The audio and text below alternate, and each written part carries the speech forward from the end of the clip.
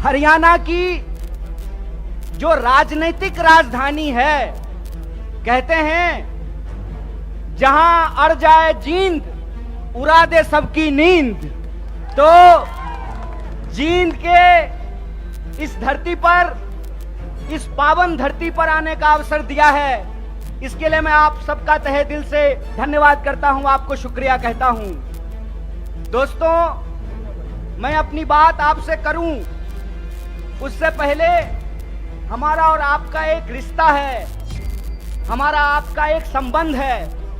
वो संबंध है मेहनत का, वो संबंध है ईमानदारी का, वो संबंध है खून पसीने का। उसके बारे में मैं एक बात आपसे कहना चाहता हूं। जब मैं बिहार से चल करके दिल्ली आया था कलेक्टर बनने के लिए, यूपीएससी की तैयारी करने के लिए, तो हमारे साथ हरियाणा के कुछ लोग रहते थे। रोहतक के, झज्जर के, चरखी दादरी के, यमुनानगर के, सिरसा के, करनाल के, अंबाला के, पानीपत के, सोनीपत के, उनके साथ रहते हुए हमने हरियाणा के बारे में बहुत कुछ जाना है। एक बार की बात है, हमारे हरियाणा के एक दोस्त ने कहा, भाई कन्हैया रोटी खा ले। तो मैंने कहा, भाई साहब दोपहर का वक्त है, हम लोग रोटी नहीं चावल खाते हैं। तो मेरे हरियाणा के उस दोस्त ने कहा, भाई हम चावल भी खाते हैं तो उसको रोटी खाना ही कहते हैं। भले तू चावल खा ले, लेकिन मैं तो यही कहूंगा रोटी खा ले तू। तो मैं समझता हूं ये जो रोटी का संबंध है वो बिहार के लोगों का हरियाणा के लोगों के साथ है। आप जो देश भर के लिए हरियाणा के मेहनती किसान चावल उगाते हैं, हम बिहार वाले उस चावल को बोते हैं, उस चावल को काटते हैं, उस चावल को बोरियों में भरते हैं। इसीलिए हमारा और आपका रिश्ता प्रेम का रिश्ता है, मेहनत का रिश्ता है, ईमानदारी का रिश्ता है, खून पसीने का रिश्ता है। और इसी खून पसीने के रिश्ते के दम पे कुछ बात मैं आपके सामने करने के लिए आया हूं। हालांकि मेरा मानना है कि जींद के लोगों को राजनीति कहने की जरूरत नहीं है, क्योंकि हरियाणा में, उत्तर भारत में देश की राजनीति अगर बदलती है कहीं तो उसकी शुरुआत जींद से होती है, उसकी आगाज जींद से होती है। और जब हम दिल्ली से आ रहे थे तो आते हुए ही हमको इस देश के प्रधानमंत्री की बेईमानी की निशानी देखने को मिली। और वो बेईमानी की निशानी क्या है? तो टीकरी बॉर्डर पर बहादुरगढ़ के पास आज भी किसान आंदोलन का वो क्रांतिकारी इतिहास, उसके चिन्ह वहां पे मौजूद हैं कि किस तरीके से इस सरकार ने इस देश के किसानों के साथ बेईमानी की थी। एक बार फिर से आप जानते हैं कि हरियाणा प्रदेश है खिलाड़ियों का। हरियाणा वो प्रदेश है जहां सबसे ज्यादा पदक जीत करके देश के लिए अगर कोई लाते हैं तो वो हरियाणा के छोरे और छोरियां, ये बात हम सब जानते हैं। अगर आप इस देश की फौज को उठा करके देख लें तो सबसे ज्यादा बेल्ट की नौकरी करने वाले नौजवान अगर कहीं पैदा होते हैं तो हरियाणा में पैदा होते हैं। लेकिन अगर आप आज हरियाणा की स्थिति देखें तो इस बेईमान भाजपा सरकार ने हरियाणा को एक जगह और एक नंबर कर दिया है। और वो जगह, जब हम बेरोजगारी की बात करते हैं तो आज हरियाणा बेरोजगारी में भी नंबर 1 हो गया है। ये जो हरियाणा के अंदर हालात पैदा हुए हैं उसके बारे में अगर कहीं से क्रांतिकारी शुरुआत हो सकती है तो वो धरती जींद है। इसीलिए मैं धरती के तमाम माताओं, बहनों, किसान, मजदूर भाइयों और नौजवान साथियों से कहता हूं कि इस ऐतिहासिक शुरुआत को आपको करना पड़ेगा। और आपको ये समझना होगा कि आज हम किस परिस्थिति में जाकर के खड़े हैं। आप देश के किसी भी इलाके में जाकर के घूम करके देख लीजिए, हर जगह एक बार फिर से भाजपा का प्रचार शुरू हो गया है। जब मैं रास्ते से आ रहा था, रोहतक के पास मुझे जींद की तरफ मुड़ना था तो एक दीवार पे लिखा हुआ था, फिर एक बार मोदी सरकार। मैंने अपने दोस्त को कहा, भाई गाड़ी रोक, मार्कर से इसके बगल में लिख देता हूं जहां लिखा हुआ है फिर एक बार मोदी सरकार। पहले 15 लाख ला, फिर तेरी सरकार आने की बात होगी। पहले तू हर साल 2 करोड़ नौकरी दे, फिर तेरी सरकार आने की बात होगी। पहले तो किसानों की आमदनी दुगनी कर, फिर तेरी सरकार आने की बात होगी। पहले तू हरियाणा जिसको बेरोजगारी में तू 1 नंबर बना दिया है, यहां रोजगार में 1 नंबर हरियाणा को बना, फिर तेरी जो है सरकार आने की बात होगी। हमारी सरकार नहीं है हरियाणा में, लेकिन श्रीमान भूपेंद्र हुड्डा साहब जब हरियाणा के मुख्यमंत्री थे, और मैं कहता हूं खाए हुए शरीर को और नहाए हुए शरीर को गवाही देने की जरूरत नहीं होती है। अरे प्रमोद भाई को देख के कोई कह देगा कि खाए पिए परिवार से हैं, कह देगा कि नहीं कह देगा? तो कहते हैं खाए हुए शरीर और नहाए हुए शरीर को गवाही की जरूरत नहीं होती है। आप बहादुरगढ़ के जितने इंडस्ट्रीज लगे हुए हैं वहां से चलना शुरू कीजिए जींद की तरफ, आपको रास्ते में फुटवियर पार्क मिलेगा। मिलता है कि नहीं मिलता है? एशियन पेंट की फैक्ट्री मिलती है कि नहीं मिलती है? दोनों तरफ छोटे कल कारखाने मिलते हैं कि नहीं मिलते हैं? ये सब हुड्डा साहब का दिया हुआ है। और मैं आपको याद दिलाता हूं, 5 किलो चावल पे खुश मत होना मेरे दोस्तों। आपका हक था कि सबको 100 गज जमीन देने की भी बात है तो इस सरकार से पूछना चाहिए कि जमीन कहां है। भाजपा की बांटने वाली राजनीति को आपको समझना पड़ेगा। आपको यह समझना पड़ेगा कि भाजपा की राजनीति नफरत पे चलती है, भाजपा की राजनीति बेईमानी पे चलती है, भाजपा की राजनीति लोगों को आपस में लड़ा करके लूटने पे चलती है। दरअसल भाजपा का इतिहास इस देश से गद्दारी का इतिहास है। इस बात को याद रखिएगा, इस बात को याद रखिएगा कि भारतीय राष्ट्रीय कांग्रेस महात्मा गांधी की पार्टी है जो हंसते हंसते अपने सीने पे गोली खा लिए थे, और भाजपा का इतिहास नाथूराम गोडसे का इतिहास है। इस बात को याद रखिएगा। और इसीलिए मैं आपको कहता हूं कि जिस तरीके से अंग्रेज हमारे साथ करते थे, फूट डालो और राज करो, उसी तरह से भाजपा आज कर रही है, फूट डाल रही है और इस देश पे राज कर रही है। मैं आपसे एक सवाल पूछना चाहता हूं, आज 10 साल भाजपा की राजनीति को होने को है, 9 साल देश में भाजपा की राजनीति पूरी हो चुकी है। हरियाणा का चुनाव भी लोकसभा चुनाव के वक्त में होता है, लोकसभा चुनाव के ठीक बाद होता है। आज 9 साल पूरे होने को हैं। मैं सवाल आपसे पूछता हूं, और मैं बाहर से आकर के आपको यह बात समझाने वाला नहीं हूं, आपको यह बात अपने सीने पे हाथ रख करके समझना पड़ेगा कि भाजपा यहां आकर के कौन सी राजनीति की शुरुआत की। भाजपा यहां आकर के 35 बिरादरी और 36 बिरादरी करना शुरू किया कि नहीं किया? हाथ उठा करके बताइए, किया कि नहीं किया? किया ना?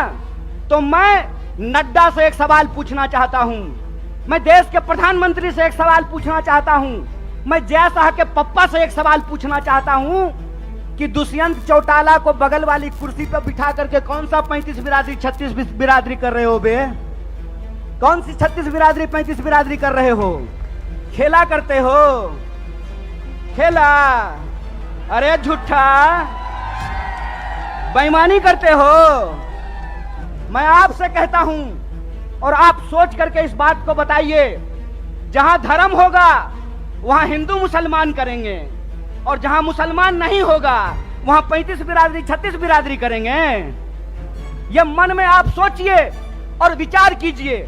अगर मैं गलत हूं, निकालो रस्सी, लगाओ फांसी पे।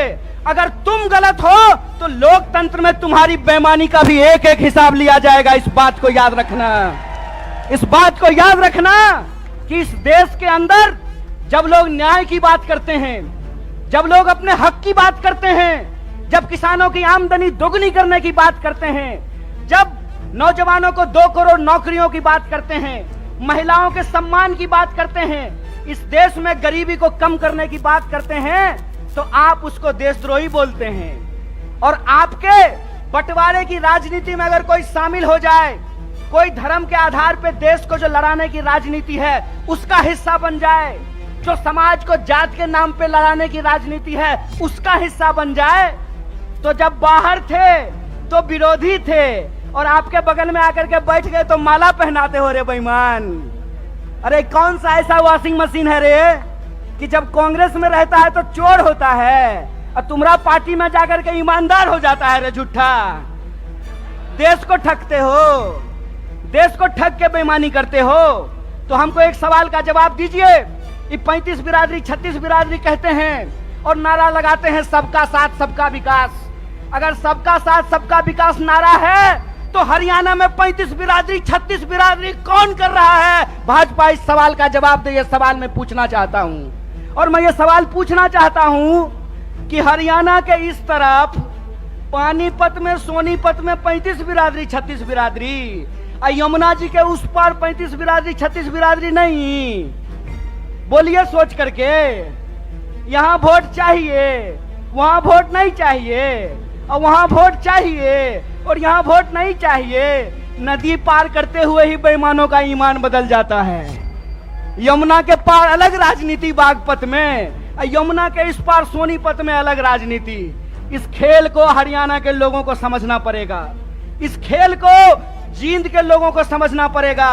और याद रखिएगा, जब जब नींद से उठता है जींद, तब तब आती है हरियाणा में बदलाव और हरियाणा में आती है क्रांति। इसीलिए मैं आपसे आग्रह करने के लिए आया हूं कि आपको समझना पड़ेगा कि देश के भीतर जो सच्चाई है वो हकीकत हमको अपनी आंखों से देखना पड़ेगा। क्या नारा लगाए थे? बहुत हुआ महंगाई का मार, अब की बार मोदी सरकार। तो सिलेंडर 1200 रुपया में इनका चचा बेच रहा है। बताइए, पेट्रोल डीजल 100 रुपया लीटर मिल रहा है। क्या नारा लगाए थे कि हर साल 2 करोड़ नौकरी देंगे। 9 साल हो गया है, अभी टीवी पर प्रचार आएगा 9 साल बेमिसाल। तो मैं देश के नौजवानों से कहता हूं, हरियाणा के नौजवानों से कहता हूं, 9 साल देश बेहाल। पूछो कि 9 साल में 18 करोड़ नौकरी क्यों नहीं है? यह सवाल प्रधानमंत्री से पूछना जाना चाहिए। और आपने कहा था ना कि किसानों की आमदनी हम दुगनी कर देंगे। किसानों को 1 साल तक इस दिल्ली के बॉर्डर पे जाकर के आंदोलन करना पड़ा था। सैकड़ों किसानों को अपनी जान गंवानी पड़ी थी। और ये जिसका जिसका नाम लेते हैं ना, उसके उसके साथ बेईमानी करते हैं। 9 साल दोस्त बेमिसाल, 9 साल देश बेहाल। यह सच्चाई देश के लोगों को समझना पड़ेगा। पहले किसानों को ठगा, फिर जवानों को ठगा। बोलिए, अग्निवीर आया है कि नहीं आया है? आया है ना। तो एमपी बनेगा 4 साल के लिए, एमपी बनेगा 5 साल के लिए, अग्नि बनेगा 4 साल के लिए। बोलिए, बेईमानी है कि नहीं है? है ना। तो आप जींद के लोग हैं ना, कड़कड़ा के बोलिए बेईमान को बेईमान, चोर को चोर बोलिए, बेईमान को बेईमान बोलिए। हमारा लोकतंत्र का अधिकार, ये हमारा ईमान है कि बेईमान को बेईमान बोलेंगे। अगर प्रधानमंत्री 5 साल का हो सकता है तो सिपाही 4 साल के लिए क्यों होगा? अगर एमपी को पेंशन मिल सकता है तो बेल्ट की नौकरी करने वाला कांस्टेबल को पेंशन क्यों नहीं मिलेगा? ये सवाल पूछिए। ये सवाल पूछिए कि अगर प्रधानमंत्री को पेंशन मिल सकता है तो मास्टर साहब को पेंशन क्यों नहीं मिलेगा? प्रोफेसर साहब को पेंशन क्यों नहीं मिलेगा? सिपाही को पेंशन क्यों नहीं मिलेगा? सेना में नौकरी करने वाले को पेंशन क्यों नहीं मिलेगा? और मैं अपने बड़े भाई दीपेंद्र साहब के सामने आपसे वादा करता हूं, कांग्रेस का हाथ मजबूत कीजिए, भारतीय राष्ट्रीय कांग्रेस को लेकर के आइए। हमने हिमाचल में ओल्ड पेंशन स्कीम लागू किया है, हरियाणा में भी ओल्ड पेंशन स्कीम को लागू करेंगे। इस बात को याद रखिएगा। इसीलिए हम कहते हैं कि यह देश एक बदलाव चाहता है। हम मानते हैं कि आपको हमसे कुछ नाराजगी होगी। कई बार माँ बाप को भी अपने बच्चे से नाराजगी हो जाती है, लेकिन माँ बाप अपने बच्चे को उठा करके डस्टबिन में नहीं फेंक देते हैं। क्या माता जी? फेंक देते हैं। तो भारतीय राष्ट्रीय कांग्रेस आपकी पार्टी है और भारतीय राष्ट्रीय कांग्रेस का मुद्दा आपका मुद्दा है। और हम देश के प्रधानमंत्री नहीं हैं कि झूठ बोलेंगे, आकर के आपको जबरदस्ती कहेंगे कि हमारा जींद से बहुत पुराना नाता है। अरे प्रधानमंत्री जी, जींद से आपका पुराना नाता है ना, तो एक और मेडिकल कॉलेज यहाँ खुलवा दीजिए। रास्ता में आते हुए सड़क पे बहुत सारा गड्ढा है, यहाँ के लोगों को इलाज कराने के लिए हिसार जाना पड़ता है, यहाँ के लोगों को इलाज कराने के लिए दिल्ली जाना पड़ता है। अगर आपका नाता है तो जींद के लोगों को ठगना बंद कीजिए, क्योंकि जींद के लोग अगर जाग गए तो जींद हरियाणा की राजनीतिक राजधानी है और हरियाणा में बदलाव से कोई रोक नहीं सकता है। अगर आप परिवर्तन करेंगे तो हमारा वादा है कि हरियाणा को हम बेरोजगारी में नहीं, रोजगार में नंबर 1 बनाएंगे। हम हरियाणा के लोगों को, हरियाणा के नौजवानों को रोजगार से जोड़ेंगे। भारत जोड़ो यात्रा का संदेशा बिल्कुल साफ है। हम नौजवानों को रोजगार से जोड़ना चाहते हैं, किसानों को एमएसपी से जोड़ करके रखना चाहते हैं, महिलाओं को उनके सम्मान से जोड़ करके रखना चाहते हैं, बुजुर्गों को उनके पेंशन से जोड़ करके रखना चाहते हैं। इसीलिए हमारा जो लड़ाई है, हमारा जो संघर्ष है, वो कुर्सी की लड़ाई नहीं है। हमारा जो संघर्ष है वो सत्ता की नहीं है, सत्य की है। तो मैं आप तमाम जींद के लोगों से यह अपील लेना चाहता हूं, मैं आप तमाम लोगों से यह आग्रह करना चाहता हूं, सत्य की इस लड़ाई में लोग कहते हैं कि बिहार भी राजनीतिक रूप से बहुत सक्रिय जगह है, बिहार भी बहुत राजनीतिक रूप से सक्रिय है, लेकिन कई बार चिराग तले अंधेरा होता है।